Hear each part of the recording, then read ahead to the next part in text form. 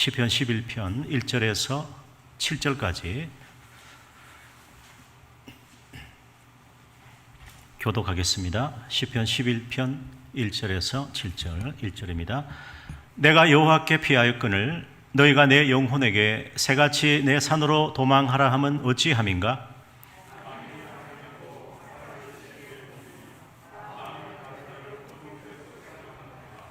터가 무너지면 의인이 무엇을 하랴?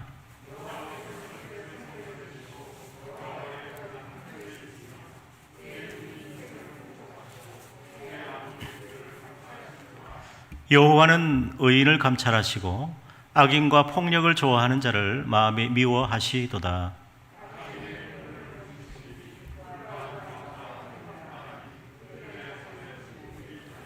7절 여호와는 의로우사 의로운 일을 좋아하시나니 정직한 자는 그의 얼굴을 배우리로다.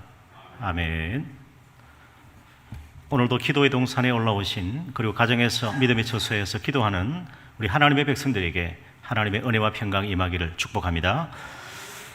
터가 무너지면 의인이 어찌할까라는 제목으로 말씀의 일을 나누겠습니다. 시편 9편에서 14편까지는 여호와께 피하는 자가 받을 복에 대한 찬송입니다. 이 6편의 시편의 주제는 동일합니다. 여호와께 피하는 자의 복입니다. 시편 11편은 오늘 인도자를 따라 부르는 노래라는 표제가 달려 있습니다. 그래서 이 다윗은 의인을 건지시고 악인을 심판하시는 하나님의 공의를 선포하고 있습니다. 하나님을 대적하는 자는 반드시 멸망당할 것이고 여호와만을 신뢰하는 자는 구원받는다라는 것입니다. 그런데 시편 14편 마지막은 어리석은 자는 그 마음에 이르기를 하나님이 없다 하도다 이렇게 마치는 것을 볼 수 있습니다. 그리고 9편 다음에 10편은 뭐냐 하면 시편 10편에 보면 하나님이 없다 하는 자들의 조롱 때문에 다윗은 탄식하고 있습니다. 이에 대한 하나님의 응답이 시편 오늘 11편이라고 할 수가 있는 것입니다. 시인은 터가 무너지면 의인이 어찌할까라는 아주 절망적인 상황 속에서도 하나님만 의지했습니다. 전반부는 절망과 탄식이지만 후반부는 구원의 회복과 찬송으로 마치는 것입니다. 오늘 우리가 여호와께 피한다는 것은 무슨 의미고 여호와께 피하는 자에게는 어떤 복이 임하는 것입니까? 첫째, 우리는 믿음을 잃지 말고 살아가셔야 합니다. 우리가 여호와께 피한다는 것은 문제가 생겼다, 위기의 순간이 다가왔다, 어려움이 닥쳐왔다, 고난의 때가 왔다라는 의미입니다. 그때 우리가 여호와께로 피하지 않습니까? 그래서 1절은 내가 여호와께 이렇게 우리 한글 성경에 되어 있는데 히브리 원어 성경에는 여호와께로 시작합니다. 여호와가 먼저 나옵니다. 그래서 1절을 보면 여호와께 내가 피하였거늘 이렇게 되는 것입니다. 한번 따라합시다. 여호와께 내가 피하였거늘. 우리가 여호와께 피했다는 것은 문제가 생기고 아픔이 있고 고통이 있고 어려움이 닥쳐오고 위기의 순간이 임하고 원치 않는 어려움이 이제 찾아왔을 때 우리가 여호와께로 피하게 되는 것입니다. 그런데 여호와께 내가 피하였거늘 너희가 내 영혼에게 새같이 내 산으로 도망하라 함은 어찌함인가 그러는 것입니다. 우리 시편 2편에도 보면 여호와께 피하는 모든 사람은 다 복이 있도다 그랬는데 그래서 여기 피하였거늘은 완료형입니다. 이미 피했다 이 말입니다. 나는 이미 여호와 하나님께로 피하기로 선택하고 결단했다. 그래서 다윗은 여호와께로 이미 피해 있었다라는 것입니다. 문제가 일어나기 전에 어려움이 생기고 고난이 닥쳐오고 그리고 환난이 임하고 그리고 어떤 문제가 내게 닥쳐왔을 때 나는 이미 여호와께 피해 있었다라는 것입니다. 그 사람이 복된 사람입니다. 내가 여호와께 이미 피하였는데 어찌해서 산으로 피하라고 말하느냐라는 것입니다. 사랑하는 여러분, 피하다와 이 도망하다라는 말은 비슷하게 들리지만 다른 뜻입니다. 이 산으로 가면 도망가는 길입니다. 유대 광야는 낮은 산도 매우 가파르고 험하기 때문에 추격자들이 웬만하면 산으로 올라가면 안 따라갑니다. 그 산은 피하고 숨을 곳이 많습니다. 그런데 한편의 의미로서는 산으로 간다라는 것은 우상에게 피하는 것입니다. 왜냐하면 이 산 위에는 산당들이 많이 있어서 우상에게 도움을 청할 수가 있기 때문입니다. 우리나라에도 계룡산이나 삼각산에 가면 뭐가 많습니까? 신당이 많은 것입니다. 그 산으로 피한다는 것은 우상에게, 너의 우상에게 의지해라, 이런 아주 조롱 섞인 말이라고 할 수가 있습니다. 대구의 팔공산에는 신당이 300개가 넘습니다. 얼마나 마귀가 우글거리겠어요. 그런데 우리가 여호와께로 가면 그것은 도망가는 길이 아니고 어떤 길이죠? 피하는 길이라는 것입니다. 오늘도 예배의 자리에, 기도의 자리에, 또 함께 영상으로 참여한 모든 성도님들은 여호와 하나님께 피하신 줄을 믿습니다. 이미 우리는 여호와께 피했다라는 것입니다. 어디로 가느냐에 따라서 흥망성쇠가 달라지는 것입니다. 우리가 여호와께 피했다는 것을 두 가지 의미로 생각할 수 있는데, 첫 번째는 성전에 들어가서 제단 뿔을 잡고 주의 자비를 구하는 것입니다. 또 하나의 의미는 공경에 처했을 때 하나님을 의지하며 위기의 모든 순간을 주께 맡기는 겁니다. 이게 여호와께 피하는 것입니다. 다윗은 억울한 일을 많이 당했습니다. 사울 왕에게 쫓기는 위태로운 시기를 보내고 있었습니다. 사람들이 자기와 맞서 싸우려고 하고 배반하고 팔아 넘기려고 했습니다. 그래서 사람들은 새같이 너의 산으로 어서 도망가라, 그렇게 말했다라는 것입니다. 왜냐하면 사울 왕이 지금 활을 당기어 겨누고 있기 때문인 것입니다. 2절 말씀 보세요. 악인이 활을 당기고 화살을 시위에 먹이며 마음이 바른 자를 어디에서? 어두운 데서 쏘려 하는도다. 여기 마음이 바른 자는 좌로나 우로나 치우치지 않고 곧은 것입니다. 그러니까 여호와께 피하는 자는 마음이 바른 자예요. 그 마음이 바른 자를 어디에서? 어두운 데서 쏘려 한다라는 것입니다. 일촉즉발의 위급하고 아슬아슬한 순간이라는 것입니다. 지금 시위를 당기고 있으니까 누가 툭 건드리면 화살이 날아가는 것입니다. 사랑하는 여러분, 이 세상이 얼마나 악하냐 하면 악인이 자객과 같이 어두운 데서 숨어서 활을 겨누며 우리를 향해 활시위를 겨누고 있다라고 해도 과언이 아닙니다. 악한 자는 보기에 점점 잘 되는 것 같고 바른 말 하는 사람들은 소리 없이 죽어나가는 세상인 것입니다. 정의가 사라지고 하나님의 뜻은 이 세상에서 무시되고 말씀대로 산다는 것이 허무한 것 같이 느껴지는 세상입니다. 다윗 때만 그런 것이 아니라 지금도 그렇다는 것입니다. 세상은 하나님의 이름으로 말하고 성경대로 말하면 우습게 여기는 그런 풍경입니다. 지금이 어느 때인데 아직도 하나님을 말하느냐라고 세상 사람들은 우리 교회를, 우리 성도를 비난한다라는 것입니다. 3500년 전 다윗은 그래서 그런 이 상황과 환경 속에서 삶의 터가 무너지면 의인이 어찌할 거라고 탄식하는 것입니다. 우리 3절을 우리의 탄식과 우리 고백으로 함께 같이 읽겠습니다. 3절 시작. 터가 무너지면 의인이 무엇을 하랴. 꼭 기억하십시오. 이 터가 무너진다. 이 의인은 하나님을 믿음으로 어린 양의 피로 의롭다함을 받은 우리 성도를 의인이라고 이렇게 표현하고 있습니다. 그래서 여기 터는 이 히브리어로 샤타인데, 샤타는 토대, 기반, 기둥입니다. 그래서 이 토대가, 기반이 무너지면, 그래서 마치 공의가 없고 공정이 사라지고 진실이 무너지면 이라는 뜻입니다. 싱크홀처럼 믿고 걸어가던 도로가 한순간 무너져 버렸습니다. 삶의 기본이 무너진 것입니다. 영적인 터전이 무너졌습니다. 그래서 다윗은 악인이 숨어서 의로운 자를 죽이려고 하는 위기 상황에서 영적인 터가 무너지는 것 같은 절망을 느꼈다라는 것입니다. 다윗이 받은 공격은 중상모략과 생명의 위협이었습니다. 그러나 믿음의 사람 다윗은 극한 절망 가운데서도 터가 무너지면 의인이 어찌할 거라고 탄식하면서도 희망을 선포하고 있다는 것입니다. 그러니까 3절은 탄식 속에서 절망하는 것이 아니라 희망을 지금 선포하고 있습니다. 우리가 아는 다윗은 강한 용사입니다. 소년 목동으로 양을 칠 때 곰과 사자를 물리쳤습니다. 이 아무나 할 수 있는 일이 아닙니다, 여러분. 엘라 골짜기에서 40일 동안 여호와 하나님의 군대를 조롱하던 누구? 거인 골리앗을 물맷돌로 물리치고 그 골리앗의 목을 벤 장본인이 다윗입니다. 그는 사울 왕의 군대 장관이었습니다. 광야에 피신했을 때 600명의 군사를 이끌었습니다. 그런데 그런 용사가 대적과 싸우지 않고, 싸우면 이길 수가 있습니다. 하나님의 능력으로 승리할 수 있습니다. 그런데 여호와께로 피했다라는 것입니다. 왜냐하면 한번 따라합시다. 여호와께 피하는 자가 복이 있기 때문입니다. 여호와께 피하는 자가 복이 있습니다. 눈에 보이는 세상을 의지하면 세상과 함께 필연 망합니다. 바람에 나는 겨와 같이 되는 것입니다. 이스라엘은 애굽을 의지했다가 애굽에서 430년 동안 종노로 됐습니다. 아수르를 의지했다가 아수르에게 멸망했습니다. 바벨론을 의지했다가 바벨론에게 망했습니다.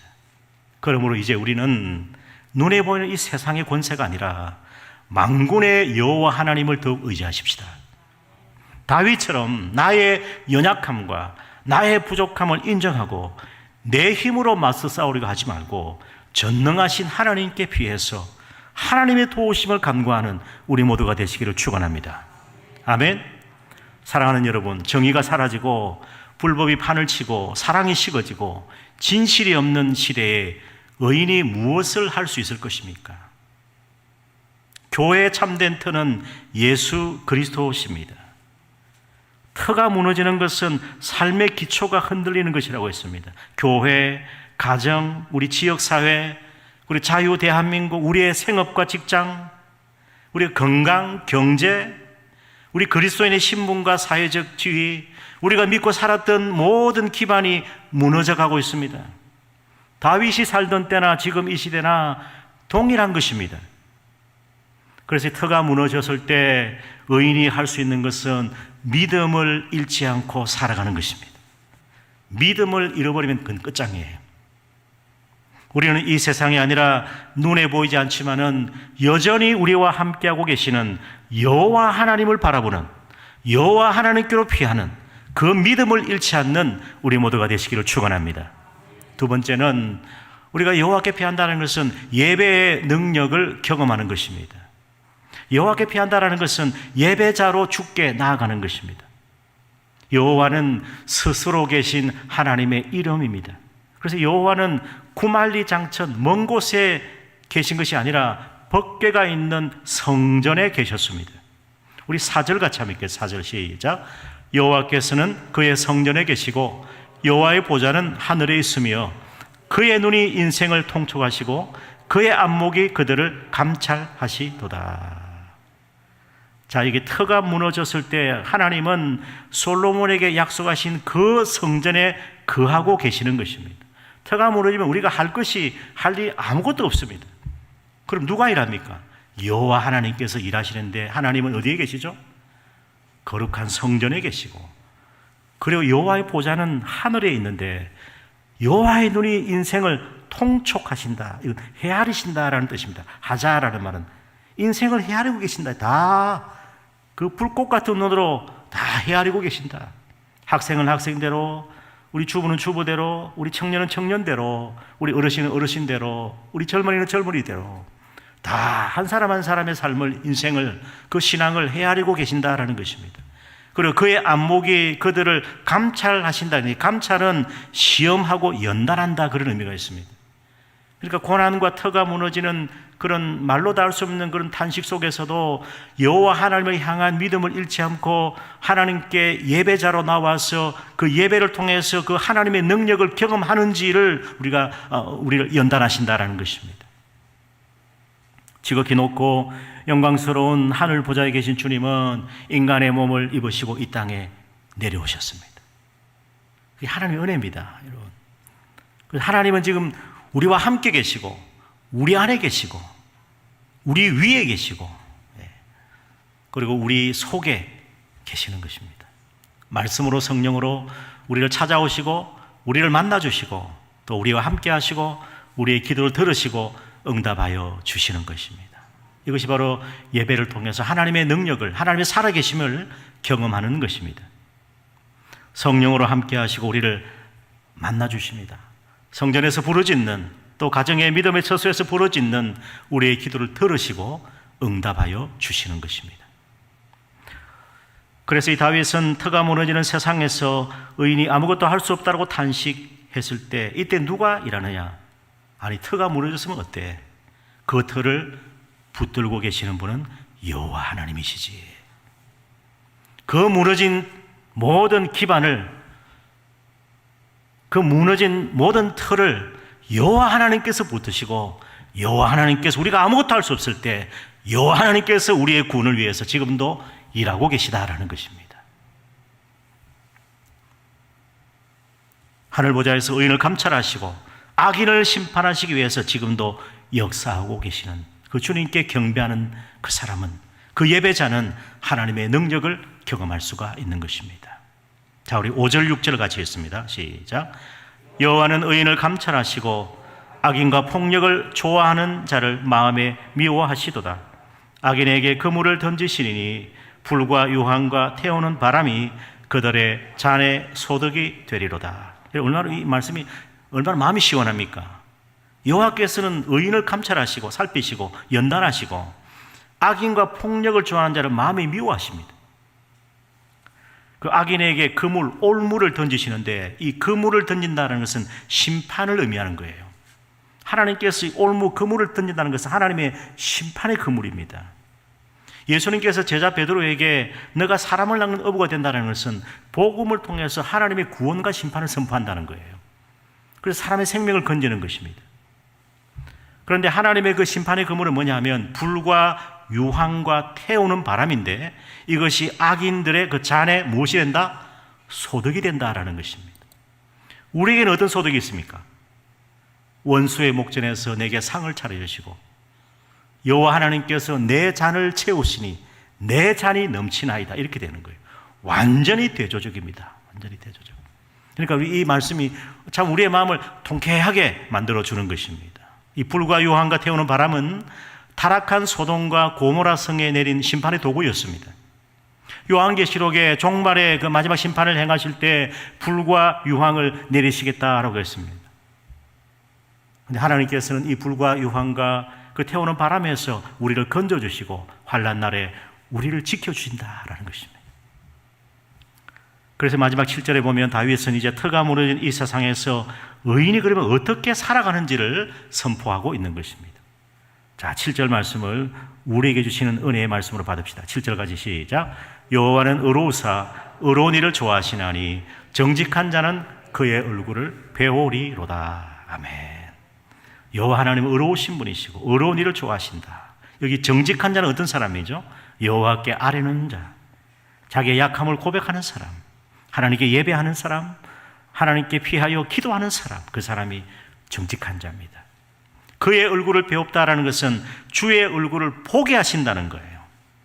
우리 찬송 가사에도 있지 않습니까? 주의 얼굴을 보게 하신다. 주를 앙망하게 하신다. 우리가 주님을 보려고 해도 볼 수 없지 않습니까? 그런데 하나님께서 그의 얼굴빛을 우리에게 비추셔서 주의 얼굴을 보게 하신다. 주의 얼굴은 하나님의 인자와 자비, 때로는 하나님의 진노를 나타내기도 합니다.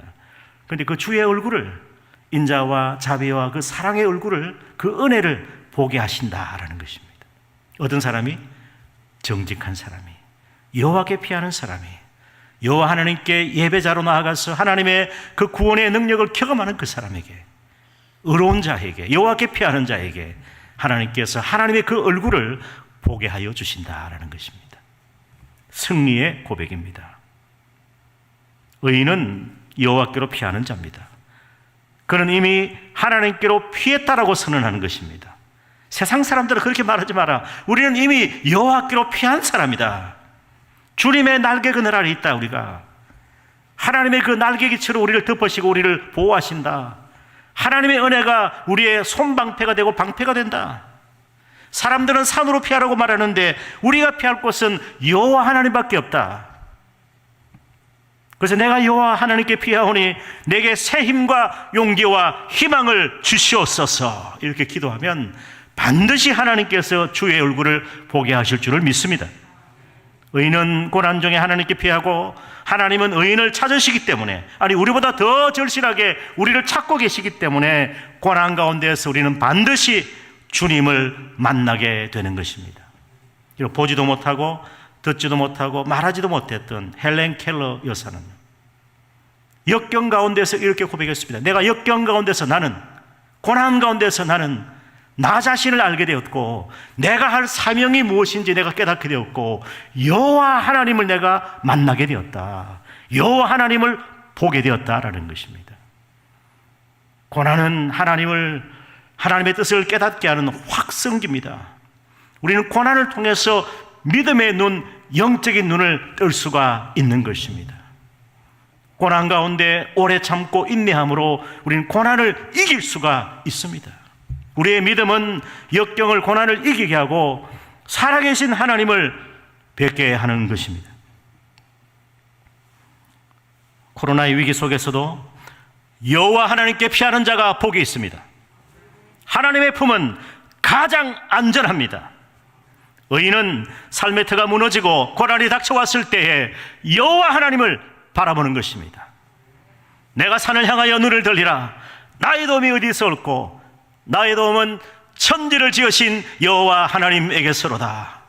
하나님은 너를 지키시는 자라. 여호와께서 너를 지켜 모든 환난을 명쾌하시리로다. 할렐루야. 아멘. 하나님을 바라본다는 것은 전적인 신뢰의 표현입니다.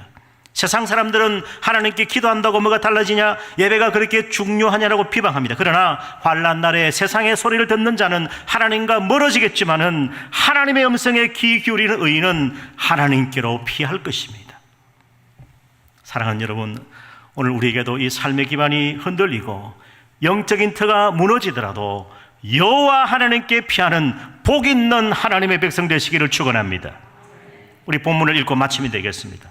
우리 같이 한번 담대하게 이 다윗의 고백을, 이 다윗의 찬송을 우리의 고백과 찬송으로 한번 주님 앞에 올려드리십시다. 같이 1절에 7절 시작. 내가 여호와께 피하였거늘 너희가 내 영혼에게 새같이 내 산으로 도망하라 함은 어찌함인가. 악인이 활을 당기고 화살을 시위에 먹이며 마음이 바른 자를 어두운 데서 쏘려 하는도다. 터가 무너지면 의인이 무엇을 하랴. 여호와께서는 그의 성전에 계시고 여호와의 보좌는 하늘에 있으며 그의 눈이 인생을 통촉하시고 그의 안목이 그들을 감찰하시도다. 여호와는 의인을 감찰하시고 악인과 폭력을 좋아하는 자를 마음에 미워하시도다. 악인에게 그물을 던지시리니 불과 유황과 태우는 바람이 그들의 잔에 소득이 되리로다. 여호와는 의로우사 의로운 일을 좋아하시나니 정직한 자는 그의 얼굴을 배우리로다. 깨어있는 우리 그리스도인들이여, 신앙의 기초를 다시 세웁시다. 메마른 이 땅, 무너지고 쓰러진 곳을 다시 수축하십시다. 오래 황폐하였던 이 땅에 진실과 정의를 회복합시다. 정의와 공의가 강같이 흐르고 부정부패가 사라지고 악의 고리가 끊어지도록 함께 기도하십시다. 사랑하는 여러분, 오직 의인은 믿음으로 말미암아 살리라. 예배의 능력을 경험합시다. 피난처 되시는 주님께 피하는 자가 복이 있습니다. 무너진 터를 다시 세우며 구원의 하나님께서 역사하시도록 이 밤에 두 손 들고 주의 성전을 향해서 다 함께 간절한 마음으로 그렇게 기도하시기를 주님의 이름으로